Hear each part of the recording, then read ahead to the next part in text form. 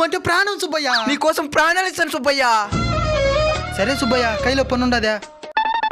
సుబ్బయ్య ఆ ఎదవులతో నీకేం పని సుబ్బయ్య? వాళ్ళు చాలా మంచి వాళ్ళు. నీ దగ్గర డబ్బులు ఉన్నది కాబట్టి కమలాసన్ మరి నటిస్తున్నారు. నేను నమ్మను. మీరెట్ట నమ్ముతారా? మోసపోతే కానీ మీకు బుద్ధి రాదు. సరే నేను చెప్పినట్టు చెయ్యే, వాళ్ళు కూడా కమలాసన్ నేను బయట పెడతాను. సూదైట సరే.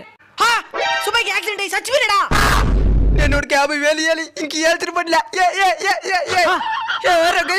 సుబ్బయ్య చచ్చి పుడుతున్నాడట. వీడు మాత్రం మంచోడురా. నువ్వెందుకు బాధపడుతున్నావా? నువ్వు కూడా 1,00,000 ఇయ్యద్దా? మన మీద ఉండే నమ్మకంతో బాడీ పేపర్ కూడా రాసుకోలేదు.